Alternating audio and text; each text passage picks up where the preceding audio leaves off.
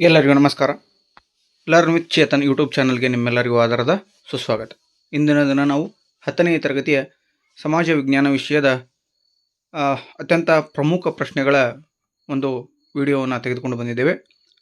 ನಾಳೆ ನಡೀತಕ್ಕಂತಹ ಸಮಾಜ ವಿಜ್ಞಾನ ವಿಷಯದ ಪರೀಕ್ಷೆಗೆ ಈ ಒಂದು ವಿಡಿಯೋದಿಂದ ಹೆಚ್ಚು ಅಂಕಗಳು ಬರುತ್ತವೆ ಅಂತ ಭರವಸೆಯನ್ನು ನೀಡುತ್ತಾ, ಇನ್ನೂ ಯಾರು ನಮ್ಮ ಚಾನಲ್ನ ಸಬ್ಸ್ಕ್ರೈಬ್ ಮಾಡ್ಕೊಂಡಿಲ್ಲ ದಯವಿಟ್ಟು ಸಬ್ಸ್ಕ್ರೈಬ್ ಮಾಡ್ಕೊಳ್ಳಿ. ಯಾಕಪ್ಪ ಅಂದರೆ ಸಾಕಷ್ಟು ಜನ ವಿಡಿಯೋಗಳನ್ನು ನೋಡ್ತಾ ಇದ್ದೀರಾ, ವ್ಯೂಸ್ ಬರ್ತಿದೆ, ಆದರೆ ಸಬ್ಸ್ಕ್ರೈಬ್ ಭಾಳ ಮಾಡ್ಕೋತಾ ಇಲ್ಲ. ದಯವಿಟ್ಟು ನಿಮ್ಮ ಒಂದು ಉದಾರ ಮನಸ್ಸಿನಿಂದ ಸಬ್ಸ್ಕ್ರೈಬ್ ಮಾಡ್ಕೊಳ್ಳಿ. ಹೆಚ್ಚು ವಿಡಿಯೋಗಳನ್ನು ಮಾಡಲಿಕ್ಕೆ ನಮಗೂ ಕೂಡ ಖುಷಿಯಾಗುತ್ತೆ ಅಂತ ಹೇಳ್ತಾ ಬನ್ನಿ ವಿಡಿಯೋನ ಸ್ಟಾರ್ಟ್ ಮಾಡೋಣ. ಈ ಒಂದು ವಿಡಿಯೋದಲ್ಲಿ 2, 3 ಮತ್ತು 4 ಅಂಕಗಳ ಪ್ರಶ್ನೆಗಳು ಇರ್ತವೆ.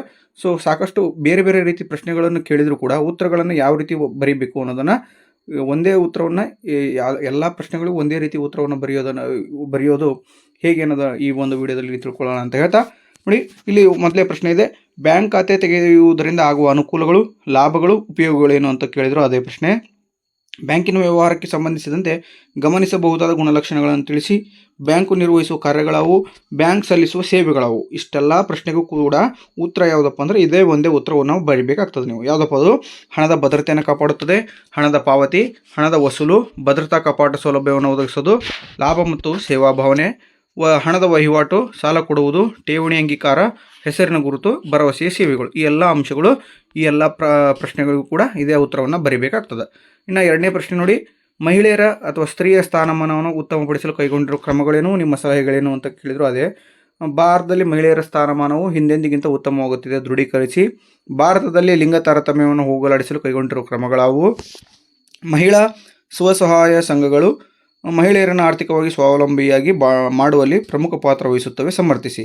ಈ ಎಲ್ಲ ಪ್ರಶ್ನೆಗಳಿಗೂ ಉತ್ತರ ಒಂದೇ ಇರ್ತದೆ. ಅದು ಯಾವುದಪ್ಪ ಅಂದರೆ ಮಹಿಳೆಯರ ಶಿಕ್ಷಣಕ್ಕೆ ಒತ್ತು ನೀಡೋದು, ಉದ್ಯೋಗದಲ್ಲಿ ಮತ್ತು ಚುನಾವಣೆಯಲ್ಲಿ ಮೀಸಲಾತಿ ಮಾಡಲಾಗಿದೆ, ಸ್ವ ಉದ್ಯೋಗಕ್ಕೆ ಸಾಲವನ್ನು ನೀಡಲಾಗಿದೆ, ಬಾಲ್ಯ ವಿವಾಹ ಮತ್ತು ವರದಕ್ಷಿಣೆ ನಿಷೇಧ ಕಾಯ್ದೆ, ಮಹಿಳೆಯರ ಆರ್ಥಿಕ ಸ್ವಾವಲಂಬನೆಗೆ ಸಹಾಯ, ಮಹಿಳಾ ಆಯೋಗ ಮತ್ತು ಮಹಿಳಾ ಅಭಿವೃದ್ಧಿ ನಿಗಮವನ್ನು ಸ್ಥಾಪನೆ ಮಾಡಲಾಗಿದೆ, ಲೈಂಗಿಕ ಕಿರುಕುಳ ನಿಷೇಧ ಕಾಯ್ದೆ ಜಾರಿಗೆ ಬಂದಿದೆ, ನಾರಿ ಶಕ್ತಿ ವಂದನಾ ಅಧಿನಿಯಮ, ಸಖಿ ಒನ್ ಸ್ಟಾಪ್ ಸೆಂಟರ್ ಆರಂಭ, ಮಹಿಳಾ ಮತ್ತು ಮಕ್ಕಳ ಅಭಿವೃದ್ಧಿ ಸಚಿವಾಲಯ. ಈ ಎಲ್ಲ ಅಂಶಗಳು ಈ 5 ಪ್ರಶ್ನೆಗಳಿಗೆ ಉತ್ತರವಾಗಿರ್ತದೆ. ಓಕೆನಾ. ಇನ್ನು ನೆಕ್ಸ್ಟ್ ಪ್ರಶ್ನೆ ನೋಡಿ, 3ನೇದು, ಗ್ರಾಮೀಣಾಭಿವೃದ್ಧಿಯಲ್ಲಿ ಪಂಚಾಯತ್ ರಾಜ್ ಸಂಸ್ಥೆಗಳ ಪಾತ್ರವೇನು ಅಂತ ಕೇಳಿದ್ದಾನೆ.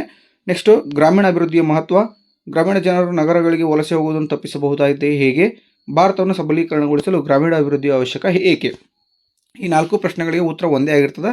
ಅದು ಗ್ರಾಮೀಣಾಭಿವೃದ್ಧಿಯಲ್ಲಿ ಗ್ರಾಮಗಳ ಜನರ ಭಾಗವಹಿಸುವಿಕೆ ಆಗಿರಬಹುದು, ಬಡತನ ಮತ್ತು ನಿರುದ್ಯೋಗ ನಿರ್ಮೂಲನೆ ಮಾಡೋದಾಗಿರ್ಬೋದು, ಪಡಿತರ ವ್ಯವಸ್ಥೆಯನ್ನು ಬಲಪಡಿಸುತ್ತವೆ, ಶಿಕ್ಷಣ ಮತ್ತು ಆರೋಗ್ಯ ಸೌಲಭ್ಯವನ್ನು ಒದಗಿಸೋದು, ಕೃಷಿ ಮತ್ತು ಕೈಗಾರಿಕೆ ಅಭಿವೃದ್ಧಿಯನ್ನು ಮಾಡೋದು, ಮೂಲ ಸೌಕರ್ಯಗಳ ಪೂರೈಕೆ ಆಗಿರ್ತದೆ, ಹಾಗೂ ಮಹಿಳಾ ಸಬಲೀಕರಣ. ಈ ಉತ್ತರ ಈ 4 ಪ್ರಶ್ನೆಗಳಿಗೆ ಬರೀಬೇಕಾಗ್ತದೆ ನೀವು. ಹೌದಾ? 4 ರೀತಿ ಪ್ರಶ್ನೆ ಕೇಳಿದ್ರು ಇದೇ ಒಂದೇ ಉತ್ತರ. ಓಕೆನಾ. ಇನ್ನು ನೆಕ್ಸ್ಟ್ ನೋಡ್ರಿ, ವೆರಿ ಇಂಪಾರ್ಟೆಂಟ್, ಸಾಕಷ್ಟು ಬಾರಿ ರಿಪೀಟೆಡ್ ಆದಂಥದ್ದು ಇವು. ಪ್ರವಾಹಗಳಿಂದ ಅಥವಾ ಭೂಕುಸಿತದಿಂದ ಅಥವಾ ಚಂಡಮಾರುತಗಳಿಂದ ಅಥವಾ ಕಡಲ ಕೊರೆತದಿಂದ ಅಥವಾ ಭೂಕಂಪದಿಂದ ಆಗುವ ಪರಿಣಾಮಗಳೇನು, ಹಾಗೆ ಚಂಡಮಾರುತಗಳು ವಿಧ್ವಂಸಕಾರಿಗಳು, ದೃಢೀಕರಿಸಿ. ಭಯೋತ್ಪಾದಕತೆಯಿಂದ ಆಗುವ ಪರಿಣಾಮಗಳಾವು, ಅಥವಾ ಭಯೋತ್ಪಾದನೆಯು ಪ್ರಸ್ತುತ ಜಗತ್ತಿನಲ್ಲಿ ಅಮಾನವೀಯ ಕ್ರಿಯೆ ಏಕೆ. ಈ ಎಲ್ಲ ರೀತಿಯ ಪ್ರಶ್ನೆಗಳಿಗೂ ಕೂಡ ಉತ್ತರ ಒಂದೇ. ಇದರಿಂದ ಅಪಾರ ಸಾವು ನೋವು ಸಂಭವಿಸುತ್ತದೆ, ಆಸ್ತಿ ಹಾನಿಯಾಗ್ತದೆ, ಬೆಳೆ ಹಾನಿಯಾಗ್ತದೆ, ಗಿಡ ಮರ ಮತ್ತು ಪ್ರಾಣಿ ಸಂಕುಲ ನಾಶವಾಗ್ತದೆ, ಸಾರಿಗೆ ಸಂಪರ್ಕ ಕಡಿತವಾಗ್ತದೆ, ವಿದ್ಯುತ್ ಸಂಪರ್ಕ ಕಡಿತವಾಗ್ತದೆ, ರೋಗ ಹರಡುವಿಕೆ, ನದಿಗಳ ದಿಕ್ಕು ಬದಲಾವಣೆ, ಹಾಗೆ ಮಾನಸಿಕ ವೇದನೆ ನೀಡುತ್ತದೆ, ಆರ್ಥಿಕ ಅಭಿವೃದ್ಧಿ ಮತ್ತು ಕಾನೂನು ನಿರ್ವಹಣೆಗೆ ಅಡ್ಡಿಯಾಗ್ತದೆ. ಓಕೆನಾ. ಇನ್ನು ನೆಕ್ಸ್ಟ್ ಪ್ರಶ್ನೆ ನೋಡ್ತಾ ಹೋಗೋಣ. ಏನಿದೆ ಅಂದರೆ, ಅರಣ್ಯ ನಾಶಕ್ಕೆ ಕಾರಣಗಳೇನು, ಭಾರತದಲ್ಲಿ ಅರಣ್ಯಗಳ ಕ್ಷೇತ್ರವು ನಿರಂತರವಾಗಿ ಇಳಿಮುಖವಾಗುತ್ತಿದೆ ಏಕೆ, ಭೂಕುಸಿತಕ್ಕೆ ಮತ್ತು ಭೂಕಂಪಗಳಿಗೆ ಕಾರಣಗಳೇನು ಅಂತ ಕೇಳಿದಾನೆ. ಸೊ ವ್ಯವಸಾಯದ ವಿಸ್ತರಣೆ ಆಗಿರಬಹುದು, ರಸ್ತೆ ಮತ್ತು ರೈಲು ಮಾರ್ಗಗಳ ನಿರ್ಮಾಣ ಆಗಿರಬಹುದು, ನೀರಾವರಿ ಯೋಜನೆ ನಿರ್ಮಾಣ, ಗಣಿಗಾರಿಕೆ ಮತ್ತು ನಗರೀಕರಣ, ಕಾಡ್ಗಿಚ್ಚು, ಹೈನುಗಾರಿಕೆ, ಅರಣ್ಯ ನಾಶ, ಈ ಎಲ್ಲ ಅಂಶಗಳು ಅರಣ್ಯ ನಾಶಕ್ಕೆ ಕಾರಣಗಳಾಗಿರ್ತವೆ. ಓಕೆನಾ.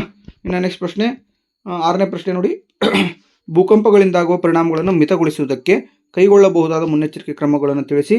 ಚಂಡಮಾರುತಗಳ ಮುನ್ನೆಚ್ಚರಿಕಾ ಕ್ರಮಗಳನ್ನು ತಿಳಿಸಿ ಅಂತ ಕೇಳಿದ್ರು. ಇದೇ ಉತ್ತರವನ್ನು ಬರೀಬೇಕಾಗ್ತದೆ ನೀವು. ಇಲ್ಲಿ ಜನವಸತಿಯನ್ನು ನಿಷೇಧ ಮಾಡೋದಾಗಿರ್ಬೋದು, ಜನರಿಗೆ ತಿಳುವಳಿಕೆ ನೀಡುವುದು, ಅಪಾಯಕಾರಿ ತಗ್ಗು ಪ್ರದೇಶಗಳಿಂದ ಜನರ ಸ್ಥಳಾಂತರ, ಸಮೂಹ ಮಾಧ್ಯಮಗಳ ಮೂಲಕ ಜಾಗೃತಿ, ರಸ್ತೆ ರೈಲು ಮಾರ್ಗದ ಬದಲಾವಣೆ, ಅಗತ್ಯ ಸೇನಾ ತುಕಡಿಗಳನ್ನು ಸಿದ್ಧಗೊಳಿಸುವುದು, ಔಷಧ ಹಾಗೂ ವೈದ್ಯಕೀಯ ನೆರವು ನೀಡುವುದು, ಸಾರಿಗೆಗಳನ್ನು ಸಜ್ಜಾಗಿರಿಸುವುದು, ಹಗುರವಾದ ವಸ್ತುಗಳಿಂದ ಕಟ್ಟಡಗಳನ್ನು ಕಟ್ಟುವುದು, ಬಹು ಅಂತಸ್ತಿನ ಕಟ್ಟಡ ನಿರ್ಮಾಣವನ್ನು ನಿಷೇಧ ಮಾಡೋದು, ಸ್ಥಿತಿಸ್ಥಾಪಕತೆ ಗುಣ ಹೊಂದಿರುವ ಕಟ್ಟಡಗಳನ್ನು ಕಟ್ಟುವುದು. ಓಕೆನಾ. ಸೊ ಇಷ್ಟು ಅಂಶಗಳನ್ನು ನೀವು ಈ 2 ರೀತಿಯ ಪ್ರಶ್ನೆಗಳಿಗೆ ಬರೀಬೇಕಾಗ್ತದೆ. ನೆಕ್ಸ್ಟ್ ಪ್ರಶ್ನೆ ನೋಡ್ತಾ ಹೋಗೋಣ. ವಿಶ್ವ ಬ್ಯಾಂಕಿನ IBRD ಕಾರ್ಯಗಳೇನು ಅಥವಾ ಅಂತಾರಾಷ್ಟ್ರೀಯ ಹಣಕಾಸು ನಿಧಿ IMFನ ಕಾರ್ಯಗಳೇನು ಅಂತ ಕೇಳಿದ್ರು. 2 ಪ್ರಶ್ನೆಗಳಿಗೆ ಇದೇ ಒಂದೇ ಉತ್ತರವನ್ನು ಬರೀರಿ. ಆರ್ಥಿಕ ಸಮಸ್ಯೆಗಳಿಗೆ ಪರಿಹಾರ, ವಿಶ್ವ ವಾಣಿಜ್ಯ ವ್ಯವಹಾರಗಳ ಬೆಳವಣಿಗೆ, ಆರ್ಥಿಕ ಸ್ಥಿರತೆಯನ್ನು ಕಾಯ್ದುಕೊಳ್ಳುವುದು, ವಿದೇಶಿ ವಿನಿಮಯ ಸಮತೋಲನ ಕಾಯ್ದುಕೊಳ್ಳುವುದು, ಕೃಷಿ ಕೈಗಾರಿಕೆ ವ್ಯಾಪಾರ ಅಭಿವೃದ್ಧಿಗೆ ಸಾಲವನ್ನು ಒದಗಿಸುವುದು. ಇನ್ನು 8ನೇ ಪ್ರಶ್ನೆ, ಬ್ರಹ್ಮ ಸಮಾಜದ ಬೋಧನೆಗಳೇನು? ರಾಜಾ ರಾಮಮೋಹನ್ ರಾಯರನ್ನು ಭಾರತೀಯ ನವೋದಯದ ಜನಕ ಎಂದು ಕರೆಯಲಾಗುತ್ತದೆ, ಸಮರ್ಥಿಸಿ. ದಯಾನಂದ ಸರಸ್ವತಿಯವರ ವೇದಗಳಿಗೆ ಹಿಂದಿರುಗಿ ಎನ್ನುವ ಘೋಷಣೆಯನ್ನು ವಿಶ್ಲೇಷಿಸಿ. ಆರ್ಯ ಸಮಾಜದ ಬೋಧನೆಗಳೇನು? ಪ್ರಾರ್ಥನಾ ಸಮಾಜದ ಸುಧಾರಣೆಗಳೇನು? MG ರಾನಡೆಯವರ ಸುಧಾರಣೆಗಳೇನು? ಸತ್ಯಶೋಧಕ ಸಮಾಜವು ಪ್ರತಿಪಾದಿಸಿದ ಸುಧಾರಣೆಗಳವು. ಇಷ್ಟೆಲ್ಲ ರೀತಿಯ ಈ ಎಲ್ಲ ಪ್ರಶ್ನೆಗಳಿಗೂ ಕೂಡ ಇದೇ ಒಂದೇ ಉತ್ತರವನ್ನು ಬರೀರಿ ನೀವು. ಓಕೆನಾ? ಅಂಕಗಳು ಸುಲಭವಾಗಿ ಸಿಗ್ತದೆ, ಅದ್ರ ಬಗ್ಗೆ ತಲೆ ಕೆಡಿಸ್ಕೊಳ್ಕೋ ಹೋಗಬೇಡಿ. ಓಕೆನಾ? ಎಲ್ಲರೂ ಹೇಳಿರೋದು ಒಂದೇ ಅದು. ಏನೇನು ಹೇಳಿದ್ರಪ್ಪ? ವಿಗ್ರಹಾರಾಧನೆಯನ್ನು ಖಂಡಿಸಿದ್ರು, ಅರ್ಥಹೀನ ಪದ್ಧತಿಗಳ ತಿರಸ್ಕಾರ ಮಾಡಿದರು, ಸ್ತ್ರೀ ಸಮಾನತೆಯನ್ನು ನೋಡಿಕೊಂಡ್ರು, ವಿಧವಾ ವಿವಾಹಕ್ಕೆ ಪ್ರೋತ್ಸಾಹವನ್ನು ಒದಗಿಸಿದರು, ಸತಿ ಪದ್ಧತಿ ನಿಷೇಧಕ್ಕೆ ಶ್ರಮಿಸಿದರು, ಬಹುಪತ್ನಿತ್ವಕ್ಕೆ ವಿರೋಧ ವ್ಯಕ್ತಪಡಿಸಿದರು, ಸ್ವದೇಶಿ ಚಳವಳಿಯನ್ನು ಮಾಡಿದರು, ಏಕದೇವತಾರಾಧನೆಯ ಪ್ರತಿಪಾದನೆ ಮಾಡಿದರು, ಸ್ತ್ರೀ ಶಿಕ್ಷಣಕ್ಕೆ ಪ್ರೋತ್ಸಾಹವನ್ನು ನೀಡಿದರು, ಜಾತಿ ಪದ್ಧತಿಗೆ ವಿರೋಧ ವ್ಯಕ್ತಪಡಿಸಿದರು, ಬಾಲ್ಯ ವಿವಾಹಕ್ಕೆ ವಿರೋಧವನ್ನು ಮಾಡಿದರು, ಯಜ್ಞ ಯಾಗಾದಿಗಳನ್ನು ಖಂಡಿಸಿದರು, ಪಾನ ನಿಷೇಧಕ್ಕೆ ಒತ್ತಾಯ ಮಾಡಿದರು, ಹೆಣ್ಣು ಮಕ್ಕಳಿಗಾಗಿ ಶಾಲೆಯನ್ನು ಆರಂಭಿಸಿದರು. ಈ ಎಲ್ಲ ಅಂಶಗಳು ಏನಾಗಿರ್ತಪ್ಪ ಅಂದರೆ ಈ ರೀತಿಯಾದಂಥ ಪ್ರಶ್ನೆಗಳಿಗೆ ಉತ್ತರ ಒಂದೇ ಆಗಿರ್ತದೆ. ಓಕೆನಾ? ಇದು ಯಾವುದೇ ಇದರಲ್ಲಿ ಇಷ್ಟು ಪ್ರಶ್ನೆಗಳಿದಾವಲ್ಲ, ಈ ಎಲ್ಲ ಪ್ರಶ್ನೆಗಳಲ್ಲಿ ಯಾವುದಾದ್ರೂ ಒಂದು ಬಂದರೂ ಇದೇ ಉತ್ತರವನ್ನು ಬರೀರಿ ನೀವು. ಓಕೆನಾ? ಸೊ ವೆರಿ ವೆರಿ ಇಂಪಾರ್ಟೆಂಟ್ ಆಗಿರ್ತದೆ. ವಿಡಿಯೋನ ಸಂಪೂರ್ಣವಾಗಿ ನೋಡಿ ಅಂತ ಹೇಳ್ತಾ ಬನ್ನಿ ಮುಂದಿನ ಪ್ರಶ್ನೆ ನೋಡ್ತಾ ಹೋಗೋಣ. ರಸ್ತೆಗಳು ಒಂದು ದೇಶದ ಆರ್ಥಿಕ ಅಭಿವೃದ್ಧಿಯಲ್ಲಿ ಮಹತ್ವ ಪಾತ್ರ ವಹಿಸುವು, ಸಮರ್ಥಿಸಿ. ಒಂದು ದೇಶದ ಆರ್ಥಿಕ ಅಭಿವೃದ್ಧಿಯಲ್ಲಿ ಸಾರಿಗೆ ವ್ಯವಸ್ಥೆ ಪ್ರಮುಖ ಪಾತ್ರ ವಹಿಸುತ್ತದೆ, ಹೇಗೆ? ಸಂಪರ್ಕದ ಪ್ರಾಮುಖ್ಯತೆ ತಿಳಿಸಿ. ರೈಲು ಸಾರಿಗೆಯ ಪ್ರಾಮುಖ್ಯತೆ ತಿಳಿಸಿ. ಭಾರತದ ಆರ್ಥಿಕ ಅಭಿವೃದ್ಧಿಯಲ್ಲಿ ವ್ಯವಸಾಯದ ಪ್ರಾಮುಖ್ಯತೆಯನ್ನು ವಿವರಿಸಿ. ದೇಶದ ಆರ್ಥಿಕ ಅಭಿವೃದ್ಧಿಯು ಕೃಷಿಯ ಪ್ರಗತಿಯನ್ನಾರಿಸಿದೆ, ಸಮರ್ಥಿಸಿ. ಇಷ್ಟೆಲ್ಲ ಪ್ರಶ್ನೆಗಳಿಗೂ ಒಂದೇ ಉತ್ತರ ಯಾವುದಪ್ಪ ಅಂದರೆ ಕೃಷಿಯ ಅಭಿವೃದ್ಧಿ, ಕೈಗಾರಿಕೆಯ ಅಭಿವೃದ್ಧಿ, ವ್ಯಾಪಾರ ಮತ್ತು ಮಾರುಕಟ್ಟೆ ಅಭಿವೃದ್ಧಿ, ರಾಷ್ಟ್ರೀಯ ಆದಾಯದ ಮೂಲ ಅಭಿವೃದ್ಧಿ, ತೃತೀಯ ವೃತ್ತಿಗಳ ಅಭಿವೃದ್ಧಿ ಆಗ್ತದೆ, ಆರ್ಥಿಕ ಅಭಿವೃದ್ಧಿ ಮತ್ತು ಸ್ಥಿರತೆ ಕಾಪಾಡ್ತದೆ, ಗಣಿಗಾರಿಕೆ ಮತ್ತು ಮೀನುಗಾರಿಕೆಗೆ ಅಭಿವೃದ್ಧಿಗೆ ಸಹಾಯಕವಾಗಿದೆ, ಜನರಿಗೆ ಹೆಚ್ಚು ಉದ್ಯೋಗವನ್ನು ಒದಗಿಸುತ್ತದೆ. ಓಕೆ, ನೆಕ್ಸ್ಟ್ ಪ್ರಶ್ನೆ ನೋಡ್ತಾ ಹೋಗೋಣ. ಬಾಲಕಾರ್ಮಿಕ ಸಮಸ್ಯೆಗೆ ಕಾರಣಗಳಾವು? ಬಾಲ್ಯ ವಿವಾಹಕ್ಕೆ ಕಾರಣಗಳೇನು? ಹೆಣ್ಣು ಭ್ರೂಣ ಹತ್ಯೆ ಮತ್ತು ಹೆಣ್ಣು ಶಿಶು ಹತ್ಯೆಗೆ ಕಾರಣಗಳೇನು ಅಂತ ಕೇಳಿದಾನೆ. So answer ನೋಡ್ಕೋಣ. ಕಡು ಬಡತನ, ಕೌಟುಂಬಿಕ ಕಲಹ, ಮಕ್ಕಳ ಅಪಹರಣ ಮತ್ತು ಜೀತ, ಉದ್ಯಮಿಗಳ ಲಾಭಕೋರತನ, ಅನಕ್ಷರತೆ ಮತ್ತು ಅಜ್ಞಾನ, ಕಾನೂನು ಅನುಷ್ಠಾನದ ಕೊರತೆ, ಲಿಂಗ ತಾರತಮ್ಯ ಆಗಿರ್ಬೋದು, ವರದಕ್ಷಿಣೆ ಆಗಿದೆ, ಹಾಗೆ ಸಾರ್ವಜನಿಕ ಅಸಹಕಾರ, ಮಕ್ಕಳ ಸಾಗಾಣಿಕೆ ಮತ್ತು ಮಾರಾಟ. ಈ ಎಲ್ಲ ಅಂಶಗಳು ಬಾಲಕಾರ್ಮಿಕ ಸಮಸ್ಯೆಗೆ ಕಾರಣಗಳಾಗಿರ್ತವೆ. ಇನ್ನು 12ನೇ ಪ್ರಶ್ನೆ, ಬಾಲಕಾರ್ಮಿಕ ಪದ್ಧತಿ ನಿರ್ಮೂಲನಾ ಕ್ರಮಗಳಾವು ಮತ್ತು ಅಥವಾ ಬಾಲ್ಯ ವಿವಾಹ ನಿಯಂತ್ರಣ ಕ್ರಮಗಳಾವು? ಈ ಎರಡು ಪ್ರಶ್ನೆಗೂ ಒಂದೇ ಉತ್ತರ. ಉಚಿತ ಮತ್ತು ಕಡ್ಡಾಯ ಶಿಕ್ಷಣ, ರಾಷ್ಟ್ರೀಯ ಬಾಲಕಾರ್ಮಿಕ ಯೋಜನೆ ಜಾರಿಗೆ ಬರೋದು, ಮಕ್ಕಳ ಸಹಾಯವಾಣಿ, ಕಠಿಣ ಶಿಕ್ಷಣ ಒದಗಿಸುವುದು, ಬಾಲ್ಯ ವಿವಾಹ ನಿಷೇಧ ಕಾಯ್ದೆ ಜಾರಿಗೆ ಬರಲಾಗಿದೆ, ಕಡ್ಡಾಯ ಶಾಲಾ ದಾಖಲಾತಿ ಮತ್ತು ಹಾಜರಾತಿಯನ್ನು ನೀಡುವುದು, ಬಾಲಕಾರ್ಮಿಕ ನಿಷೇಧ ಕಾಯ್ದೆ, ಹಾಗೆ RTE 2009, ಹೆಣ್ಣು ಮಕ್ಕಳ ಶಿಕ್ಷಣಕ್ಕೆ ಹೆಚ್ಚು ಒತ್ತನ್ನು ನೀಡುವುದು, ಕೂಲಿಯಿಂದ ಶಾಲೆಗೆ ಎನ್ನುವ ಯೋಜನೆ ಜಾರಿಗೆ ಬರಲಾಗಿದೆ, ಹಾಗೆ ಲಿಂಗ ಸಮಾನತೆ. ಇನ್ನು ನೆಕ್ಸ್ಟ್ 13ನೇ ಪ್ರಶ್ನೆ ನೋಡಿ. 3ನೇ ಆಂಗ್ಲೋ ಮೈಸೂರು ಯುದ್ಧದ ಪರಿಣಾಮಗಳನ್ನು ತಿಳಿಸಿ. ಶ್ರೀರಂಗಪಟ್ಟಣದ ಒಪ್ಪಂದದ ಷರತ್ತುಗಳು ಯಾವುವು? ಶ್ರೀರಂಗಪಟ್ಟಣ ಒಪ್ಪಂದವು ಟಿಪ್ಪುವಿಗೆ ಅವಮಾನಕರವಾದ ಒಪ್ಪಂದವಾಗಿತ್ತು, ಹೇಗೆ ಅಂತ ಕೇಳಿದ್ದಾನೆ. ಈ ಒಂದು ಯುದ್ಧದಲ್ಲಿ ಸೋಲ್ತಾನ. ಟಿಪ್ಪು ತನ್ನ ಅರ್ಧ ರಾಜ್ಯವನ್ನು ಬಿಟ್ಟು ಕೊಡ್ತಾನ. ಯುದ್ಧ ನಷ್ಟಕ್ಕಾಗಿ 3 ಕೋಟಿ ರೂಪಾಯಿಗಳನ್ನು ಕೊಡಬೇಕಾಯಿತು. ತನ್ನ 2 ಮಕ್ಕಳನ್ನು ಒತ್ತೆಯಾಗಿಟ್ಟನು. ಯುದ್ಧದಲ್ಲಿ ಸೆರೆಯಾದ ಸೈನಿಕರನ್ನು ಬಿಡುಗಡೆ ಮಾಡುವುದು, ಶ್ರೀರಂಗಪಟ್ಟಣದಿಂದ ಬ್ರಿಟಿಷರ ಸೇನೆಯನ್ನು ಹಿಂತೆಗೆದರು. ಇವೆಲ್ಲವೂ ಏನಾಗಿರ್ತಪ್ಪ ಅಂದ್ರೆ ಶ್ರೀರಂಗಪಟ್ಟಣ ಒಪ್ಪಂದದ ಷರತ್ತುಗಳಾಗಿರ್ತವೆ, ಹಾಗೆ 3ನೇ ಆಂಗ್ಲೋ ಮೈಸೂರು ಯುದ್ಧದ ಪರಿಣಾಮಗಳಾಗಿರ್ತದೆ. ಇನ್ನು ಮುಂದಿನ ಪ್ರಶ್ನೆ, ಉದ್ಯಮಗಾರಿಕೆಯ ಗುಣಲಕ್ಷಣಗಳು. ವೆರಿ ವೆರಿ ಇಂಪಾರ್ಟೆಂಟ್ ಪ್ರಶ್ನೆ ಇದು, ಸಾಕಷ್ಟು ಬಾರಿ ರಿಪೀಟೆಡ್ ಆಗಿದ್ದು. ಉದ್ಯಮಿಯು ನಿರ್ವಹಿಸುವ ಕಾರ್ಯಗಳಾವು? ಉದ್ಯಮಿಯ ಕಾರ್ಯಗಳನ್ನು ಪಟ್ಟಿ ಮಾಡಿರಿ ಅಂತ ಕೇಳ್ತಾನೆ. ಈ 3 ರೀತಿಯ ಪ್ರಶ್ನೆಗಳು ಬಂದರೆ ಒಂದೇ ಉತ್ತರ.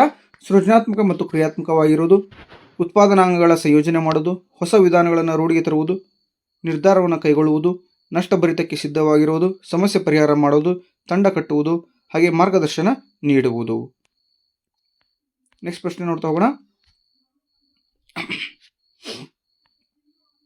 15ನೇ ಪ್ರಶ್ನೆ, ಪ್ರಥಮ ಸ್ವಾತಂತ್ರ್ಯ ಸಂಗ್ರಾಮದಲ್ಲಿ ಭಾರತೀಯರಿಗೆ ಸೋಲಾಗಲು ಕಾರಣಗಳೇನು? 1857ರ ದಂಗೆಯು ಹಲವಾರು ಕಾರಣಗಳಿಂದ ವಿಫಲವಾಯಿತು, ಸ್ಪಷ್ಟೀಕರಿಸಿ. ಭಾರತದ ಪ್ರಥಮ ಸ್ವಾತಂತ್ರ್ಯ ಸಂಗ್ರಾಮವು ವಿಫಲವಾಯಿತು, ಏಕೆ? ಇದು ಆನ್ಸರ್ ನೋಡಿ. ಈ 3 ಪ್ರಶ್ನೆ ಬಂದರೂ ಒಂದೇ ಉತ್ತರ. ದೇಶವ್ಯಾಪಿ ನಡೆಯಲಿಲ್ಲ, ಸಂಘಟನೆಯ ಕೊರತೆ ಇತ್ತು, ಸೂಕ್ತ ನಾಯಕತ್ವದ ಕೊರತೆ, ಸೂಕ್ತ ಮಾರ್ಗದರ್ಶನದ ಕೊರತೆ, ನಿಶ್ಚಿತ ಗುರಿ ಇರಲಿಲ್ಲ, ಅನೇಕ ರಾಜರು ಬೆಂಬಲಿಸಲಿಲ್ಲ, ಒಗ್ಗಟ್ಟು ಇರಲಿಲ್ಲ, ಶಿಸ್ತು ಇರಲಿಲ್ಲ, ಹಾಗೆ ಸಿಪಾಯಿಗಳು ಲೂಟಿ ಮಾಡಿ ಜನರ ವಿಶ್ವಾಸವನ್ನು ಕಳೆದುಕೊಂಡರು. ಈ ಎಲ್ಲ ಅಂಶಗಳು 1857 ದಂಗೆ ವಿಫಲವಾಗಲು ಕಾರಣವಾಯಿತು. ಓಕೆನಾ. ಇನ್ನು ನೆಕ್ಸ್ಟ್ ಪ್ರಶ್ನೆ ನೋಡ್ತಾ ಹೋಗೋಣ. ಕೈಗಾರಿಕೆಗಳ ಮೇಲೆ ಇರ್ತಕ್ಕಂಥ ಪ್ರಶ್ನೆ ನೋಡಿ, ಸಾಕಷ್ಟು ಪ್ರಶ್ನೆಗಳಿದ್ದಾವೆ. ಈ ಎಲ್ಲ ಪ್ರಶ್ನೆಗಳಿಗೆ ಒಂದೇ ಉತ್ತರ. ಪ್ರಶ್ನೆಗಳನ್ನು ಮತ್ತೆ ಪದೇ ಪದೇ ಓದಬೇಕಾಗ್ತದೆ ನಾನು, ಸಾಕಷ್ಟು ಇದ್ದಾವೆ. ಸೊ ಡೈರೆಕ್ಟ್ ಆನ್ಸರ್ ನೋಡ್ತಾ ಹೋಗೋಣ. ವಿಡಿಯೋನ ಪಾಸ್ ಮಾಡ್ಕೊಂಡು ಆನ್ಸರ್ ನೋಡಿ. ಕಚ್ಚಾ ವಸ್ತುಗಳಾಗಿರ್ಬೋದು, ಶಕ್ತಿ ಸಂಪನ್ಮೂಲಗಳು, ಮಾರುಕಟ್ಟೆ, ಬಂದರ ಸೌಲಭ್ಯ, ಸಂಚಾರ ಸೌಲಭ್ಯ, ಕಾರ್ಮಿಕರ ಪೂರೈಕೆ, ಸರ್ಕಾರದ ನೀತಿ, ತಾಂತ್ರಿಕತೆ. Okay, answer. ಇನ್ನು 17ನೇ ಪ್ರಶ್ನೆ, ಪ್ರಥಮ ಸ್ವಾತಂತ್ರ್ಯ ಸಂಗ್ರಾಮದ ಪರಿಣಾಮಗಳಾವು? 1858 ಬ್ರಿಟನ್ ರಾಣಿಯ ಘೋಷಣೆಯಲ್ಲಿದ್ದ ಅಂಶಗಳು ಯಾವುವು ಅಂತ ಕೇಳಿದ್ದಾನೆ. ಈಸ್ಟ್ ಇಂಡಿಯಾ ಕಂಪನಿಯ ಆಳ್ವಿಕೆ ಅಂತ್ಯವಾಯಿತು, ಬ್ರಿಟನ್ ರಾಣಿಗೆ ಆಡಳಿತ ವರ್ಗಾವಣೆ ಆಯಿತು, ಪ್ರಾದೇಶಿಕ ವಿಸ್ತರಣೆ ಕೈಬಿಡುವುದು, ಭಾರತೀಯರಿಗೆ ಸುಭದ್ರ ಸರ್ಕಾರವನ್ನು ನೀಡುವುದು, ಧಾರ್ಮಿಕ ವಿಷಯದಲ್ಲಿ ಹಸ್ತಕ್ಷೇಪವಿಲ್ಲ, ಕಾನೂನಿನ ಮುಂದೆ ಸಮಾನತೆಯಾಗಿರುವುದು, ದೇಶೀಯ ರಾಜರೊಂದಿಗೆ ಮಾಡಿಕೊಂಡಿದ್ದ ಒಪ್ಪಂದದ ಅಂಗೀಕಾರ, ಸ್ವಾತಂತ್ರ್ಯ ಹೋರಾಟಕ್ಕೆ ದಿಕ್ಸೂಚಿಯಾಯಿತು. ಇನ್ನು ಮುಂದಿನ ಪ್ರಶ್ನೆ, ಕೃಷ್ಣರಾಜ ಒಡೆಯರ ನಾಲ್ವಡಿ ಕೃಷ್ಣರಾಜ ಒಡೆಯರ ಸಾಧನೆಗಳನ್ನು ಅಥವಾ ಕೊಡುಗೆಗಳನ್ನು ವಿವರಿಸಿ. ನಾಲ್ವಡಿ ಕೃಷ್ಣರಾಜ ಒಡೆಯರ ಆಡಳಿತದಿಂದಾಗಿ ಮೈಸೂರು ಮಾದರಿ ರಾಜ್ಯ ಎನಿಸಿಕೊಂಡಿತು ಹೇಗೆ? ನಾಲ್ವಡಿ ಕೃಷ್ಣರಾಜ ಒಡೆಯರು ತನ್ನ ಪ್ರಜೆಗಳಲ್ಲಿ ವಿದ್ಯಾಭ್ಯಾಸವು ವ್ಯಾಪಕವಾಗಿ ಹರಡಲು ಆಸಕ್ತರಾಗಿದ್ದರು, ದೃಢೀಕರಿಸಿ. ಇದು ಈ ಒಂದು ರೀತಿಯ ಪ್ರಶ್ನೆ ಸಾಕಷ್ಟು ಬಾರಿ ರಿಪೀಟೆಡ್ ಆಗಿದ್ದು ಹೆಚ್ಚು ಅಂಕಗಳನ್ನು ಈಸಿಯಾಗಿ ಪಡಿಬೋದು ನೀವು. ಈ ಒಂದು ಪ್ರಶ್ನೆಯಿಂದ 4 ಅಂಕಗಳು ಸುಲಭವಾಗಿ ದೊರೆಯುತ್ತದೆ. ಸೊ ವಿಡಿಯೋನ ಪಾಸ್ ಮಾಡ್ಕೊಂಡು ನೋಡಿ, ಸ್ವಲ್ಪ ಫಾಸ್ಟ್ ಆದರೆ. ಇವರು ಪ್ರಾಥಮಿಕ ಶಿಕ್ಷಣದ ಅಭಿವೃದ್ಧಿಯನ್ನು ಮಾಡಿದರು, ಹೆಣ್ಣು ಮಕ್ಕಳ ಶಿಕ್ಷಣಕ್ಕೆ ನೆರವನ್ನು ನೀಡಿದರು, ಭಾರತೀಯ ವಿಜ್ಞಾನ ಸಂಸ್ಥೆಯನ್ನು ಸ್ಥಾಪನೆ ಮಾಡಿದರು, ಹೊಸ ರೈಲು ಮಾರ್ಗಗಳ ನಿರ್ಮಾಣ ಮಾಡಿದರು, ಶಿಕ್ಷಣದ ಶುಲ್ಕವನ್ನು ರದ್ದು ಮಾಡಿದರು, ಮೈಸೂರು ವಿಶ್ವವಿದ್ಯಾಲಯವನ್ನು ಸ್ಥಾಪನೆ ಮಾಡಿದರು, ಕಾವೇರಿ ನದಿಗೆ ಅಣೆಕಟ್ಟನ್ನು ನಿರ್ಮಾಣ ಮಾಡಿದರು, ನ್ಯಾಯ ವಿಧೇಯಕ ಸಭೆಯನ್ನು ರಚನೆ ಮಾಡಿದರು, ವಿದೇಶ ವಿದ್ಯಾಭ್ಯಾಸಕ್ಕೆ ಹೋಗುವವರಿಗೆ ವಿದ್ಯಾರ್ಥಿ ವೇತನವನ್ನು ನೀಡಿದರು, ಹಾಗೆಯೇ ಭದ್ರಾವತಿಯ ಕಬ್ಬಿಣ ಮತ್ತು ಉಕ್ಕಿನ ಕಾರ್ಖಾನೆಯನ್ನು ಸ್ಥಾಪಿಸಿದರು, ಮಂಡ್ಯದ ಸಕ್ಕರೆ ಕಾರ್ಖಾನೆ ಆಗಿರ್ಬೋದು, ಮೈಸೂರಿನ ಗಂಧದ ಎಣ್ಣೆ ಕಾರ್ಖಾನೆಯನ್ನು ಸ್ಥಾಪನೆ ಮಾಡಿದರು. ಈ ಎಲ್ಲ ಅಂಶಗಳಿಂದ ನಾಲ್ವಡಿ ಕೃಷ್ಣರಾಜ ಒಡೆಯರು ಒಬ್ಬ ಅತ್ಯುತ್ತಮ ವ್ಯಕ್ತಿ ಅಥವಾ ಮತ್ತು ರಾಜರು ಅಂತ ನಾವು ಈಸಿಯಾಗಿ ಹೇಳ್ಬೋದು. ಓಕೆ, ಇನ್ನು ಮುಂದಿನ ಪ್ರಶ್ನೆ ನೋಡಿ, 19ನೇದು, ಭೂ ಬಳಕೆಯ ಮೇಲೆ ಪ್ರಭಾವ ಬೀರುವ ಅಂಶಗಳಾವುವು? ಬೆಳೆ ಮಾದರಿಯನ್ನು ನಿರ್ಧರಿಸುವ ಅಂಶಗಳಾವುವು? ಭಾರತದಲ್ಲಿ ತೋಟಗಾರಿಕೆ ಬೇಸಾಯವು ಹೆಚ್ಚು ಪ್ರಗತಿ ಸಾಧಿಸಲು ಪೂರಕವಾದ ಅಂಶಗಳಾವುವು? ಅರಣ್ಯ ವಿಧಗಳನ್ನು ಮೇಲೆ ಪ್ರಭಾವ ಬೀರುವ ಅಂಶಗಳು ಯಾವುವು ಅಂತ ಕೇಳ್ತಾನೆ. ಈ 4 ಪ್ರಶ್ನೆಗೆ ಒಂದೇ ಉತ್ತರ. ಭೂ ಸ್ವರೂಪಗಳಾಗಿರಬಹುದು, ಮಣ್ಣು, ವಾಯುಗುಣ ಮತ್ತು ಮಳೆ, ಭೂ ಹಿಡುವಳಿ, ಮಾರುಕಟ್ಟೆ, ನೀರಾವರಿ, ಜನರ ಮನೋಭಾವ ಮತ್ತು ತಾಂತ್ರಿಕತೆ. ನೆಕ್ಸ್ಟ್ ಪ್ರಶ್ನೆ, ಮಣ್ಣಿನ ಸವೆತ ವೆರಿ ವೆರಿ ಇಂಪಾರ್ಟೆಂಟ್ ಇದೆ. ಮಣ್ಣಿನ ಸವೆತದ ಪರಿಣಾಮಗಳೇನು? ಭೂ ಸವೆತವು ವ್ಯವಸಾಯದ ಉತ್ಪಾದನೆಯ ಮೇಲೆ ಹೆಚ್ಚು ಪರಿಣಾಮವನ್ನು ಬೀರುತ್ತದೆ, ಸಮರ್ಥಿಸಿ. ಭಾರತದಲ್ಲಿ ಮಣ್ಣಿನ ಸವೆತವನ್ನು ತಡೆಗಟ್ಟುವುದು ಅಗತ್ಯವಾಗಿದೆ, ಏಕೆ? ಮಣ್ಣಿನ ಸವೆತವು ಅನೇಕ ಸಮಸ್ಯೆಗಳಿಗೆ ಕಾರಣವಾಗುತ್ತದೆ, ಸ್ಪಷ್ಟೀಕರಿಸಿ ಅಂತ ಕೇಳಿದಾನೆ. ಇದು ಆನ್ಸರ್ ನೋಡ್ತಾ ಹೋಗೋಣ. ನದಿಗಳಲ್ಲಿ ಹೂಳು ತುಂಬುತ್ತದೆ, ನದಿ ಪ್ರವಾಹ, ನದಿಗಳ ಪಾತ್ರ ಬದಲಾವಣೆಯಾಗೋದು, ಜಲಾಶಯಗಳ ನೀರಿನ ಸಂಗ್ರಹಣೆ ಕಡಿಮೆಯಾಗಿರುವುದು, ಅಂತರ್ಜಲ ಮಟ್ಟ ಕುಸಿತವಾಗಿರುವುದು, ಸ್ವಾಭಾವಿಕ ಚಿಲುಮೆಗಳು ಬತ್ತಿ ಹೋಗುತ್ತಿವೆ, ಮಣ್ಣಿನ ಸಾರ ಕಡಿಮೆ ಆಗ್ತಾ ಇದೆ, ಹಾಗೆ ಕಡಿಮೆ ಕೃಷಿ ಇಳುವರಿ ಬರ್ತಾ ಇದೆ. 21ನೇ ಪ್ರಶ್ನೆ, ವಿವಿಧೋದ್ದೇಶ ನದಿ ಕಡಿಮೆಗಳ ಯೋಜನೆಗಳ ಉದ್ದೇಶಗಳನ್ನು ಪಟ್ಟಿ ಮಾಡಿರಿ. ದಾಮೋದರ್, ಕೋಸಿ, ನಾಗಾರ್ಜುನ ಸಾಗರ, ಬಾಕ್ರಾನಂಗಲ್, ತುಂಗಭದ್ರಾ, ಹಿರಾಕುಡ್ ನದಿ ಕಣಿವೆ ಯೋಜನೆಯ ಉದ್ದೇಶಗಳನ್ನು ತಿಳಿಸಿ. ನೀರಿನ ಪ್ರಾಮುಖ್ಯತೆಯನ್ನು ತಿಳಿಸಿ. ಜಲ ಸಂಪನ್ಮೂಲವು ಹೇಗೆ ಒಂದು ಪ್ರಮುಖ ಸಂಪನ್ಮೂಲವಾಗಿದೆ? ಈ ಎಲ್ಲ ರೀತಿಯ ಪ್ರಶ್ನೆಗಳಿಗೂ ಒಂದೇ ಉತ್ತರ. ಅದು ಯಾವುದಪ್ಪ ಅಂದರೆ, ನೀರಾವರಿಗಾಗಿ ನೀರನ್ನು ಬಳಸೋದಾಗಿರ್ಬೋದು, ಮನರಂಜನೆಗಾಗಿ, ಜಲ ವಿದ್ಯುತ್ ತಯಾರಿಕೆಗಾಗಿ, ಮೀನುಗಾರಿಕೆಗಾಗಿ, ಒಳನಾಡಿನ ನೌಕಾಯಾನ, ಅರಣ್ಯ ಪೋಷಣೆ, ಗೃಹ ಬಳಕೆ, ಪ್ರವಾಹ ನಿಯಂತ್ರಣ. ನೆಕ್ಸ್ಟ್ ಪ್ರಶ್ನೆ, ವೆರಿ ವೆರಿ ಇಂಪಾರ್ಟೆಂಟ್. ಬ್ರಿಟಿಷ್ ಶಿಕ್ಷಣದ ಪರಿಣಾಮಗಳು ಯಾವುವು? ಭಾರತೀಯರ ಮೇಲೆ ಬ್ರಿಟಿಷ್ ಶಿಕ್ಷಣದ ಪದ್ಧತಿಯ ಬೀರಿದ ಪರಿಣಾಮಗಳನ್ನು ವಿವರಿಸಿ. ಬ್ರಿಟಿಷ್ ಶಿಕ್ಷಣ ವ್ಯವಸ್ಥೆಯು ಅಭಿವೃದ್ಧಿಶೀಲ ಆಲೋಚನೆಗಳನ್ನು ಒಳಗೊಂಡ ಒಂದು ಹೊಸ ತಲೆಮಾರನ್ನು ಸೃಷ್ಟಿಸಿತು, ಸಮರ್ಥಿಸಿ ಅಂತ ಕೇಳಿದಾನೆ. ಭಾರತೀಯರು ಆಧುನಿಕತೆ, ಪ್ರಜಾಪ್ರಭುತ್ವ ಮುಂತಾದ ಮೌಲ್ಯಗಳನ್ನು ರೂಢಿಸಿಕೊಂಡರು. ಸ್ಥಳೀಯ ಭಾಷೆಯಲ್ಲಿಯೂ ಸಾಹಿತ್ಯ ರಚನೆಯಾಯಿತು. ವೃತ್ತಪತ್ರಿಕೆಗಳು ಹುಟ್ಟಿಕೊಂಡವು. ಸಾಮಾಜಿಕ ಮತ್ತು ಧಾರ್ಮಿಕ ಸುಧಾರಣಾ ಚಳವಳಿಗಳು ನಡೆದವು. ರಾಷ್ಟ್ರೀಯವಾದಿ ದೃಷ್ಟಿಕೋನ ಬೆಳೆಯಿತು. ಭಾರತದ ಸಾಂಸ್ಕೃತಿಕ ಪರಂಪರೆಯ ಪರಿಚಯವಾಯಿತು. ವಿದ್ಯಾವಂತರ ಆಲೋಚನಾ ಕ್ರಮದಲ್ಲಿ ನಾವೀನ್ಯತೆ ಬಂತು. ಭಾರತದಲ್ಲಿ ಹೊಸ ತಲೆಮಾರುಗಳ ಸೃಷ್ಟಿಯಾಯಿತು. ನೆಕ್ಸ್ಟು ಇಂಗ್ಲೀಷ್ ಸಂಪರ್ಕ ಭಾಷೆ ಆಯಿತು. ನೆಕ್ಸ್ಟು 23ನೇ ಪ್ರಶ್ನೆ, ಸಾರ್ವಜನಿಕ ಹಣಕಾಸು ಮತ್ತು ವೈಯಕ್ತಿಕ ಹಣಕಾಸು ನಡುವಿನ ವ್ಯತ್ಯಾಸಗಳೇನು ಅಂತ ಕೇಳ್ತಾನೆ. ಸೊ ಆನ್ಸರ್ ನೋಡ್ತಾ ಹೋಗೋಣ. ಸರ್ಕಾರದ ಆದಾಯ ಮತ್ತು ವೆಚ್ಚಗಳಿಗೆ ಸಂಬಂಧಿಸಿದ್ದು. ವೈಯಕ್ತಿಕ ಹಣಕಾಸು ವ್ಯಕ್ತಿಯ ಆದಾಯ ಮತ್ತು ವೆಚ್ಚಗಳಿಗೆ ಸಂಬಂಧಿಸುತ್ತದೆ. ಸಾರ್ವಜನಿಕ ಹಣಕಾಸು ಮೊದಲು ವೆಚ್ಚವನ್ನು ಅಂದಾಜು ಮಾಡಿ ಆದಾಯವನ್ನು ಹೊಂದಿಸುತ್ತದೆ. ವೈಯಕ್ತಿಕ ಹಣಕಾಸು ಮೊದಲು ಆದಾಯವನ್ನು ಅಂದಾಜು ಮಾಡಿ ವೆಚ್ಚವನ್ನು ಮಾಡುತ್ತಾರೆ. ನೆಕ್ಸ್ಟ್ ಮಾಧ್ಯಮಗಳಲ್ಲಿ ಪ್ರಚಾರ ಮಾಡುತ್ತಾರೆ. ವ್ಯವಹಾರಗಳು ಗೌಪ್ಯವಾಗಿರ್ತವೆ. ಉಳಿತಾಯ ಮಾಡಿದರೆ ದೇಶದ ಪ್ರಗತಿ ಕುಂಠಿತಗೊಳ್ಳುತ್ತದೆ. ಉಳಿತಾಯ ಮಾಡಿದರೆ ಅವರ ಪ್ರಗತಿಗೆ ಪೂರಕವಾಗ್ತದೆ. ಇನ್ನು ನೆಕ್ಸ್ಟು ಮುಂದಿನ ಪ್ರಶ್ನೆ ನೋಡ್ತಾ ಹೋಗೋಣ. ವೆರಿ ವೆರಿ ಇಂಪಾರ್ಟೆಂಟ್ ಇದು, ಸಾಕಷ್ಟು ಬಾರಿ ರಿಪೀಟೆಡ್ ಆಗಿತ್ತು ಪ್ರಶ್ನೆ. ಇಂಪಾರ್ಟೆಂಟ್ ಅಂತಲೇ ಹೇಳ್ಬೋದು. 3 ಅಥವಾ 4 ಅಂಕಕ್ಕೆ ಬರ್ತದೆ ಇದು. ಸ್ವಾತಂತ್ರ್ಯ ಹೋರಾಟದಲ್ಲಿ ಬಾಲಗಂಗಾಧರ ತಿಲಕರ ಪಾತ್ರವನ್ನು ತಿಳಿಸಿ. ಸ್ವಾತಂತ್ರ್ಯ ಚಳವಳಿಯಲ್ಲಿ ತೀವ್ರವಾದಿಗಳ ಹೋರಾಟವನ್ನು ವಿವರಿಸಿ ಅಥವಾ ತೀವ್ರವಾದಿಗಳು ಭಾರತ ಸ್ವಾತಂತ್ರ್ಯ ಚಳವಳಿಯಲ್ಲಿ ಪ್ರಮುಖ ಪಾತ್ರ ವಹಿಸಿದರು ಸಮರ್ಥಿಸಿ. ಬಾಲಗಂಗಾಧರ್ ತಿಲಕ್, ಲಾಲಾ ಲಜಪತ್ ರಾಯ್, ಬಿಪಿನ್ ಚಂದ್ರಪಾಲ್ ಮತ್ತು ಅರಬಿಂದೋ ಘೋಷ್ ಪ್ರಮುಖರಾಗಿರ್ತಾರೆ. ಬಂಗಾಳ ವಿಭಜನೆಯನ್ನು ವಿರೋಧಿಸಿದರು. ಸ್ವದೇಶಿ ಆಂದೋಲನಕ್ಕೆ ಕರೆ ಕೊಟ್ಟರು. ನೆಕ್ಸ್ಟು ತಿಲಕರು ಸ್ವರಾಜ್ಯ ನನ್ನ ಜನ್ಮಸಿದ್ಧ ಹಕ್ಕು, ಅದನ್ನು ಪಡೆದ ತೀರುವೆ ಎಂದರು. ಸ್ವಾತಂತ್ರ್ಯ ಚಳವಳಿಗೆ ಜನರನ್ನು ಸಂಘಟಿಸಿದರು. ಗಣೇಶ ಮತ್ತು ಶಿವಾಜಿ ಉತ್ಸವವನ್ನು ಆರಂಭಿಸಿದರು. ಮರಾಠ ಮತ್ತು ಕೇಸರಿ ಎಂಬ ಪತ್ರಿಕೆಗಳನ್ನು ಆರಂಭಿಸಿದರು. ಗೀತಾ ರಹಸ್ಯ ಕೃತಿಯನ್ನು ರಚಿಸಿದರು. 25ನೇ ಪ್ರಶ್ನೆ, ಸಹಾಯಕ ಸೈನ್ಯ ಪದ್ಧತಿಯ ನಿಬಂಧನೆಗಳನ್ನು ತಿಳಿಸಿ. ಭಾರತೀಯ ರಾಜ್ಯಗಳನ್ನು ನಿಯಂತ್ರಣದಲ್ಲಿಡಲು ಬ್ರಿಟಿಷರಿಗೆ ಸಹಾಯಕ ಸೈನ್ಯ ಪದ್ಧತಿ ಹೇಗೆ ನೆರವಾಯಿತು? ಸಹಾಯಕ ಸೈನ್ಯ ಪದ್ಧತಿಯಿಂದ ಬ್ರಿಟಿಷರ ಸೈನಿಕ ನಿರ್ವಹಣೆ ಸುಲಭವಾಯಿತು. ಈ ಹೇಳಿಕೆಯನ್ನು ಸಮರ್ಥಿಸಿ. ಭಾರತೀಯ ರಾಜನು ತನ್ನ ರಾಜ್ಯದಲ್ಲಿ ಬ್ರಿಟಿಷ್ ಸೇನೆಯ ತುಕಡಿಯನ್ನು ಇಟ್ಟುಕೊಳ್ಳಬೇಕು. ಸೇನೆಯ ವೇತನ ಮತ್ತು ವೆಚ್ಚವನ್ನು ರಾಜ್ಯವೇ ಭರಿಸಬೇಕು. ಬ್ರಿಟಿಷ್ ರೆಸಿಡೆಂಟನ್ನು ನೇಮಿಸಿಕೊಳ್ಳಬೇಕು. ಬ್ರಿಟಿಷರ ಅನುಮತಿ ಇಲ್ಲದೆ ಇತರ ರಾಜ್ಯಗಳೊಂದಿಗೆ ಯುದ್ಧ ಅಥವಾ ಸಂಧಾನ ಮಾಡುವಂತಿಲ್ಲ. ಬ್ರಿಟಿಷರ ಅನುಮತಿ ಇಲ್ಲದೆ ಆ ಸ್ಥಾನದಲ್ಲಿ ಯಾವುದೇ ಯುರೋಪಿಯನ್ನರನ್ನು ನೇಮಿಸಿಕೊಳ್ಳುವಂತಿಲ್ಲ. ಇದಕ್ಕೆ ಪ್ರತಿಯಾಗಿ ಕಂಪನಿಯು ಆ ರಾಜ್ಯಕ್ಕೆ ಆಂತರಿಕ ಮತ್ತು ಬಾಹ್ಯ ರಕ್ಷಣೆಯನ್ನು ಒದಗಿಸುವುದಾಗಿರ್ಬೋದು. ನೆಕ್ಸ್ಟು, ಸಾರ್ವಜನಿಕ ಆಡಳಿತದ ಪ್ರಾಮುಖ್ಯತೆಯನ್ನು ತಿಳಿಸಿ ಅನ್ನೋ ಪ್ರಶ್ನೆಗೆ ಆನ್ಸರ್ ನೋಡ್ತಾಗೋಣ. ಸರ್ಕಾರದ ಆಧಾರ ಸ್ತಂಭವಾಗಿದೆ. ಸಾರ್ವಜನಿಕ ಹಿತಾಸಕ್ತಿಯನ್ನು ಕಾಪಾಡುತ್ತದೆ. ಕಾನೂನು ನೀತಿಗಳ ಅನುಷ್ಠಾನ, ಸಾಮಾಜಿಕ ಭದ್ರತೆ ನೀಡೋದು, ಶಾಸಕಾಂಗ ಕಾರ್ಯಾಂಗಕ್ಕೆ ಸಹಾಯ, ಮಾನವನ ಸರ್ವಾಂಗೀಣ ಅಭಿವೃದ್ಧಿ. ಮುಂದಿನ ಪ್ರಶ್ನೆ, ಪಂಚವಾರ್ಷಿಕ ಯೋಜನೆಗಳ ಉದ್ದೇಶಗಳನ್ನು ತಿಳಿಸಿ, ಗುರಿಗಳನ್ನು ತಿಳಿಸಿ, ಹಾಗೆ ಸಾರ್ವಜನಿಕ ಹಣಕಾಸಿನ ಮಹತ್ವವನ್ನು ತಿಳಿಸಿ ಅಂತ ಪ್ರಶ್ನೆ ಯಾವುದೇ ರೀತಿ ಬಂದರೂ ಆನ್ಸರ್ ಇದಾಗಿರ್ತದೆ. ಆರ್ಥಿಕ ಸ್ಥಿರತೆ ಮತ್ತು ಅಭಿವೃದ್ಧಿಯನ್ನು ಕಾಪಾಡೋದಾಗಿರ್ಬೋದು, ಆರ್ಥಿಕ ಸಮಾನತೆಯನ್ನು ಸಾಧಿಸುವುದು, ಉದ್ಯೋಗಾವಕಾಶ ಹೆಚ್ಚಳ ಮಾಡೋದು, ಬಡತನ ಮತ್ತು ನಿರುದ್ಯೋಗ ನಿವಾರಣೆ, ಜನರ ಜೀವನ ಮಟ್ಟ ಹೆಚ್ಚಳ, ಅರ್ಥವ್ಯವಸ್ಥೆಯ ಆಧುನೀಕರಣ, ಉತ್ಪಾದನೆಯ ಗರಿಷ್ಠ ಹೆಚ್ಚಳ, ಬೆಲೆ ಏರಿಳಿತಗಳ ನಿಯಂತ್ರಣ. ಓಕೆ, ಮುಂದಿನ ಪ್ರಶ್ನೆ, ಅರಣ್ಯ ಸಂರಕ್ಷಣಾ ವಿಧಾನಗಳನ್ನು ತಿಳಿಸಿ. ದೇಶದಲ್ಲಿರುವ ಅರಣ್ಯ ಸಂರಕ್ಷಣೆಗೆ ನಿಮ್ಮ ಸಲಹೆಗಳೇನು ಅಂತ ಕೇಳ್ತಾನೆ. ಸಸಿಗಳನ್ನು ನೆಡುವುದು, ಅತಿಯಾಗಿ ಮೇಯಿಸಬಾರದು, ಕಾಡ್ಗಿಚ್ಚು ನಿಯಂತ್ರಣ ಮಾಡೋದು, ಬೀಜಗಳನ್ನು ಹರಡುವುದು, ರೋಗ ನಿಯಂತ್ರಣ ಮಾಡೋದು, ಜನಜಾಗೃತಿ, ಅರಣ್ಯ ನಾಶ ನಿಯಂತ್ರಣ, ಸಾಮಾಜಿಕ ಅರಣ್ಯ ಯೋಜನೆ. 29ನೇ ಪ್ರಶ್ನೆ, ವೆರಿ ವೆರಿ ಇಂಪಾರ್ಟೆಂಟ್. ಸುಗ್ಗಿ ಪೂರ್ವ ಮತ್ತು ಸುಗ್ಗಿ ನಂತರದ ತಂತ್ರಜ್ಞಾನ ಎಂದರೇನು ಅಂತ ಕೇಳಿದಾನೆ. ಹಸಿರು ಕ್ರಾಂತಿಗೆ ಪ್ರೇರಣೆಯಾದ ಅಂಶಗಳು ಯಾವುವು? ಸುಗ್ಗಿ ಪೂರ್ವ ಹಾಗೂ ಸುಗ್ಗಿ ನಂತರದ ತಂತ್ರಜ್ಞಾನ ಹಸಿರು ಕ್ರಾಂತಿಯನ್ನು ಉಂಟು ಮಾಡಿತು, ವಿವರಿಸಿ. ಇದು ಹೆಚ್ಚು ಇಳುವರಿ ಬೀಜಗಳನ್ನು ತರೋದಾಗಿರ್ಬೋದು, ರಾಸಾಯನಿಕ ಗೊಬ್ಬರ, ಕ್ರಿಮಿನಾಶಕ, ನೀರಾವರಿ ಸೌಲಭ್ಯ ಒದಗಿಸೋದು, ಕೃಷಿ ಉತ್ಪನ್ನಗಳ ಸಂಗ್ರಹಣೆ ಮತ್ತು ಸಂಸ್ಕರಣೆ ಮಾಡೋದು, ಮಾರುಕಟ್ಟೆ ಸುಧಾರಣೆ. 30ನೇ ಪ್ರಶ್ನೆ, ಇದು ಆಲ್ರೆಡಿ ಕಣ್ಣೀರು ನದಿ ಅಂತ ಕರಿತೀವಿ, ಯಾಕಂತ ಹೇಳಿದೆ. ಪ್ರಶ್ನೆ ಆನ್ಸರ್ ನೋಡಿದ್ದೇವೆ ನಾವು, ಮತ್ತೆ ಪುನಃ ನೋಡೋ ಅವಶ್ಯಕತೆ ಇಲ್ಲ. ಭೌಗೋಳಿಕ ಮಾಹಿತಿ ವ್ಯವಸ್ಥೆ GIS ಉಪಯೋಗವನ್ನು ತಿಳಿಸಿ. ಗ್ಲೋಬಲ್ ಪೊಸಿಷನಿಂಗ್ ವ್ಯವಸ್ಥೆ GPS ಉಪಯೋಗಗಳನ್ನು ತಿಳಿಸಿ. ದೂರ ಸಂವೇದಿ ತಂತ್ರಜ್ಞಾನದ RST ಉಪಯೋಗಗಳನ್ನು ತಿಳಿಸಿ ಅಂತ 3 ಪ್ರಶ್ನೆ ಕೇಳಿದ್ರು. ಒಂದೇ ಉತ್ತರವನ್ನು ಬರೀರಿ. ಅದು ಯಾವುದಪ್ಪ ಅಂದರೆ, ಪ್ರಾಕೃತಿಕ ಸಂಪನ್ಮೂಲಗಳ ವಿಶ್ಲೇಷಣೆಗೆ ಸಹಾಯಕವಾಗಿರ್ತದೆ, ಪ್ರಾಕೃತಿಕ ವಿಕೋಪಗಳ ನಿರ್ವಹಣೆಗೆ ಸಹಾಯಕ, ನಕ್ಷೆಗಳು ಹೆಚ್ಚು ಆಕರ್ಷಕವಾಗಿರ್ತವೆ, ನೈಜ ಮತ್ತು ಸ್ಪಷ್ಟ ಮಾಹಿತಿ ನೀಡುತ್ತದೆ, ಅತಿ ಶೀಘ್ರ ಮತ್ತು ಕಡಿಮೆ ವೆಚ್ಚದಲ್ಲಿ ಸಿಗ್ತದೆ, ಪರ್ವತ ಚಾರಣ ಮಾಡೋರಿಗೆ, ಸೈನಿಕರಿಗೆ, ಮೀನುಗಾರರಿಗೆ ಸಹಾಯಕ ಆಗ್ತದೆ, ಮನೆ ಬಾಗಿಲ ಸೇವೆಗೆ ಸಹಾಯಕವಾಗ್ತದೆ. 32ನೇ ಪ್ರಶ್ನೆ, ಕೇಂದ್ರ ಲೋಕಸೇವಾ ಆಯೋಗದ ಕಾರ್ಯಗಳೇನು? ಕರ್ನಾಟಕ ರಾಜ್ಯ ಲೋಕಸೇವಾ ಆಯೋಗದ ಕಾರ್ಯಗಳೇನು? ಈ 2 ಪ್ರಶ್ನೆಗಳಿಗೆ ಒಂದೇ ಉತ್ತರ. ಅದು ಸರ್ಕಾರಿ ಸೇವೆಯ ಹುದ್ದೆಗಳಿಗೆ ಸ್ಪರ್ಧಾತ್ಮಕ ಪರೀಕ್ಷೆ ನಡೆಸುವುದು, ನೇರ ನೇಮಕಾತಿಗೆ ವ್ಯಕ್ತಿತ್ವ ಪರೀಕ್ಷೆ ನಡೆಸುವುದು, ವಿವಿಧ ಹುದ್ದೆಗಳ ಬಡ್ತಿಯ ಬಗ್ಗೆ ಸರ್ಕಾರಕ್ಕೆ ಸಲಹೆ ನೀಡುವುದು, ಶಿಸ್ತು ಪ್ರಕರಣಗಳ ಬಗ್ಗೆ ಸರ್ಕಾರಕ್ಕೆ ಸಲಹೆ ನೀಡುವುದು ಆಗಿರ್ಬೋದು, ಯಾವುದೇ ವಿಷಯಗಳಿಗೆ ಸರ್ಕಾರಕ್ಕೆ ಸಲಹೆ ನೀಡುವುದು, ಇದು ಲೋಕಸೇವಾ ಆಯೋಗದ ಕಾರ್ಯಗಳಾಗಿರ್ತದೆ. ಇನ್ನು ನೆಕ್ಸ್ಟ್ ಪ್ರಶ್ನೆ, ಚಿಪ್ಕೋ ಚಳವಳಿ, ನರ್ಮದಾ ಬಚಾವೋ ಆಂದೋಲನ, ಕೈಗಾಣು ಸ್ಥಾವರ ವಿರೋಧಿ ಚಳವಳಿ, ಕರ್ನಾಟಕ ಕರಾವಳಿ ತೀರದ ಪರಿಸರ ಚಳವಳಿ, ಮೌನ ಕಣಿವೆ ಆಂದೋಲನದ ಉದ್ದೇಶವೇನು ಅಂತ ಕೇಳಿದಾನೆ, ಅಥವಾ ನಡೆಯಲು ಕಾರಣವೇನು ಅಂತ ಕೇಳಿದಾನೆ. ಸೊ ಇವೆಲ್ಲಕ್ಕೂ ಕಾರಣ ಏನಪ್ಪ ಅಂದ್ರೆ, ಅರಣ್ಯ ನಾಶ, ಪರಿಸರ ಮಾಲಿನ್ಯ, ಜೀವ ಸಂಕುಲ ನಾಶ ಅಂತ ಬರೆದ್ರೆ ಸಾಕು, ನಿಮ್ಗೆ 2 ಅಂಕ ಸಿಗ್ತದೆ, 2 ಅಥವಾ 1 ಅಂಕ. ಓಕೆ, 35ನೇ ಪ್ರಶ್ನೆ ನೋಡಿ. ವಿಶ್ವ ಗ್ರಾಹಕ ಆಂದೋಲನದ ಚರಿತ್ರೆಯಲ್ಲಿ ಮಾರ್ಚ್ 15, 1962 ಒಂದು ಮಹತ್ವದ ದಿನವಾಗಿದೆ, ಏಕೆ? ಮಾರ್ಚ್ 15, 1962ರಂದು ಅಂದಿನ ಅಮೆರಿಕದ ಅಧ್ಯಕ್ಷರಾದ ಜಾನ್ ಎಫ್ ಕೆನಡಿ ಅವರು ಅಲ್ಲಿನ ನಾಗರಿಕರಿಗೆ ನೀಡಿದ ಹಕ್ಕುಗಳಾವು ಅಂತ ಕೇಳ್ತಾನೆ. ಅಂದಿನ ಅಮೆರಿಕದ ಅಧ್ಯಕ್ಷರಾದ ಜಾನ್ ಎಫ್ ಕೆನಡಿ ಅವರು ಅಲ್ಲಿನ ನಾಗರಿಕರಿಗೆ ಸಂರಕ್ಷತೆ, ಮಾಹಿತಿ ನಿವೇದನೆ ಮತ್ತು ಪರಿಹಾರ ಎಂಬ 4 ಹಕ್ಕುಗಳನ್ನು ನೀಡ್ತಾರೆ.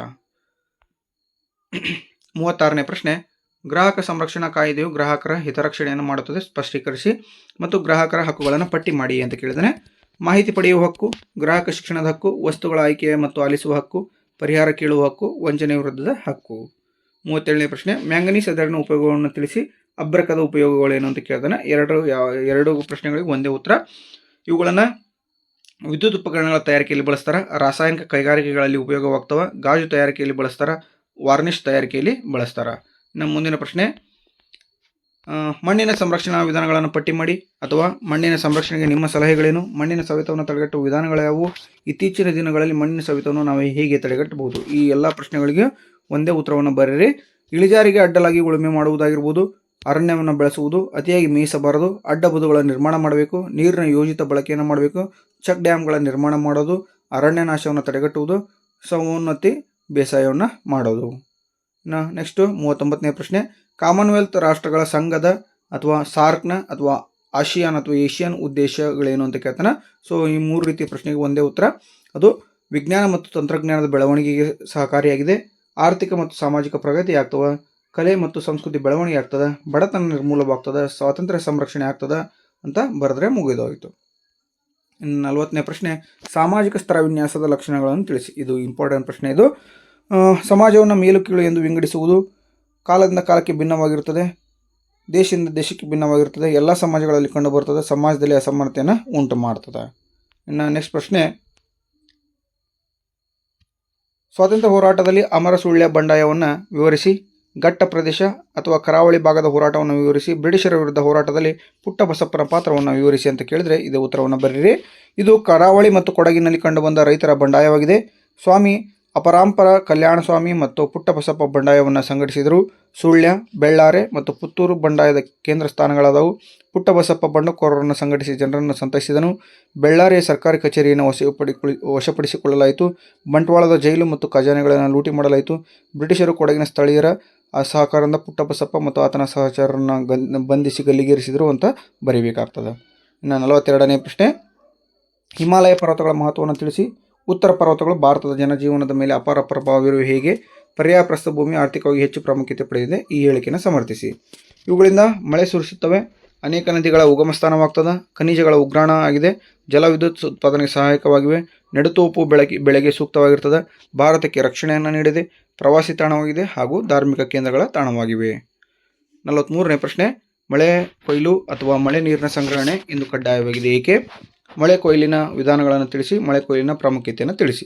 ಸೊ ಇದರಿಂದ ನೀರಿನ ಹಂಚಿಕೆಯಲ್ಲಿ ವಿಭಿನ್ನತೆ ಇದೆ. ಮಳೆಗಾಲದ ಅವಧಿ ಕಡಿಮೆ ಇದ್ದು ಬೇಸಿಗೆಯಲ್ಲಿ ನೀರಿನ ಕೊರತೆ ಇದೆ. ಜಲಕ್ಷಾಮ ಮತ್ತು ನೀರಿನ ಸಮಸ್ಯೆ ಬಗೆಹರಿಸುತ್ತದೆ. ಮಳೆ ಬಿದ್ದ ಸ್ಥಳದಲ್ಲಿಯೇ ಸಂಗ್ರಹಿಸಲಾಗುತ್ತದೆ. ಮಳೆ ಬಿದ್ದ ನಂತರ ಒಡ್ಡು ಕಟ್ಟಿ ಸಂಗ್ರಹಿಸಲಾಗುತ್ತದೆ. ಓಕೆನಾ. ಸೊ ಇದಾಗಿತ್ತು ಇಂದಿನ ವಿಡಿಯೋದಿಂದ ನಿಮಗೆ ಸಹಾಯವಾಗಿರುತ್ತೆ ಅಂತ ಭಾವಿಸ್ತೇನೆ. ಈ ಒಂದು ವಿಡಿಯೋ ನಿಮಗೆ ಇಷ್ಟವಾಗಿದ್ದರೆ ದಯವಿಟ್ಟು ಲೈಕ್ ಮಾಡಿ, ದಯವಿಟ್ಟು ಶೇರ್ ಮಾಡಿ, ದಯವಿಟ್ಟು ಕಮೆಂಟ್ ಮಾಡಿ, ಹಾಗೆ ಸಬ್ಸ್ಕ್ರೈಬ್ ಮಾಡ್ಕೊಳ್ಳೋದನ್ನು ದಯವಿಟ್ಟು ಮರಿಬೇಡಿ. ಯಾಕಪ್ಪ ಅಂದರೆ ಸಾಕಷ್ಟು ಜನ ವಿಡಿಯೋ ನೋಡ್ತಾ ಇದ್ದೀರಾ, ಆದರೆ ಕಡಿಮೆ ಜನ ಮಾತ್ರ ಸಬ್ಸ್ಕ್ರೈಬ್ ಮಾಡ್ಕೊಳ್ತಾ ಇದ್ದೀರಾ. ಸಾವಿರಾರು ಜನ ವ್ಯೂಸ್ ಬರ್ತಿದೆ, ಸಬ್ಸ್ಕ್ರೈಬರ್ಸು ತುಂಬ ಕಡಿಮೆ ಮಾಡ್ಕೊಳ್ತಿದ್ದೀರಾ. ದಯವಿಟ್ಟು ಸಬ್ಸ್ಕ್ರೈಬ್ ಮಾಡ್ಕೊಳ್ಳಿ. ನಿಮ್ಮಿಂದ ನನಗೆ ಒಂದು ಪುಟ್ಟ ಸಹಾಯ ಅಂತ ತಿಳ್ಕೊಳ್ಳಿ. ಸೊ ನಾನು ನಿಮಗೆ ಸಹಾಯ ಮಾಡ್ತಾನೆ, ನೀವು ನನಗೆ ಸಹಾಯ ಮಾಡಿ ಅಂತ ಹೇಳ್ತಾ ಇಷ್ಟೊತ್ತು ವಿಡಿಯೋ ನೋಡಿರ್ತಕ್ಕಂಥ ನಿಮ್ಮೆಲ್ಲರಿಗೆ ತುಂಬ ಧನ್ಯವಾದಗಳನ್ನು ತಿಳಿಸಲಿಕ್ಕೆ ಇಷ್ಟಪಡ್ತೇನೆ. Thank you so much.